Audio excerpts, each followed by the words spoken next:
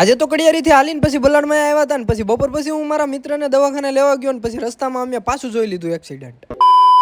જય દ્વારકાધીશ, હું છું ગુજરાતી બ્લોગર હરદીપ. હવારમાં ના જોઈને તૈયાર થઈ ગયો ને હવે વાગી ગયા હતા 9. આજે અમારે હાલીને જવાનું છે કડિયારીથી બલાડ માતાજીના મંદિર, જો કે મારા જ ગામમાં. ફાઇનલી પછી કડિયારીથી હાલતા થઈ ગયા હતા ને પીપો ચોકડીયા પૂગ્યા હતા. માનતા ના તો ઘણા ટ્રેક્ટર જતા હતા. રસ્તામાં મેં જોયું પાવર હાઉસ છે, રિપેરિંગ નું કામ ચાલુ હતું ને આજે અમારા ગામમાં રવિવાર છે એટલે લાઈટ નો કાપ હતો. ચાલતા ચાલતા પછી અમે પહોંચી ગયા સાકરિયા હનુમાન દાદાજીના મંદિરે ને પછી ત્યાંથી ડાયરેક્ટ અમે આવી ગયા હવે બલાડ માતાજીના મંદિરે. ફાઇનલી પછી મંદિરે પહોંચી ગયા ને હવે દર્શન તો કરી લીધા હતા, પ્રસાદી લઈને પછી મારે હવે જવાનું છે રાજુલા મિત્રને દવાખાનેથી લેવા. મારા મિત્રની ગાડી સ્લીપ ખાઈ ગઈ હતી એટલે આજે એ દવાખાને આવેલા હતા ને મારામાં ફોન આવ્યો હતો એટલે મારે તરત જવું પડ્યું કાશીબા હોસ્પિટલમાં તેને લેવા. પછી તો ભાઈબંધને ગાડીમાં બેહાડી લીધો ને નીકળી ગયા ઘર તરફ ને હિંદોડા રોડે અમે જોયેલું હતું બીજું એક્સિડન્ટ રસ્તામાં. પછી તો ભાઈબંધને તેના ઘરે ઉતારીને ડાયરેક્ટ હું આવી ગયો ઘરે ને ઘરે લાવેલા હતા મારા મમ્મી પપ્પા બદામ શેક એટલે બદામ શેક પી લીધો ને આજે રવિવારનો લાઈટ કાપ છે એટલે મેં ગાડીમાંથી ચાર્જિંગ મૂકી દીધું આઈફોન. પછી તો સાંજના 7 વાગી ગયા હતા ને મસ્ત મજાનો સનરાઈઝ થતો હતો ને સનરાઈઝ ને જોઈને પછી અમે નીકળી ગયા હવે ટ્રેક્ટરનો આટો મારો. પછી તો ટ્રેક્ટરના અમે એક બે આટા મારી લીધા ને વાતાવરણ કંઈક આવું થઈ ગયું હતું. વરસાદ આવશે કે નહીં આવશે તો કઈ ખબર નથી. બાકી તમે વિડીયોમાં નવો હોય તો ફોલો કરવાનું ભૂલતા નહીં. મળો કાલના બ્લોગમાં. રાધે રાધે,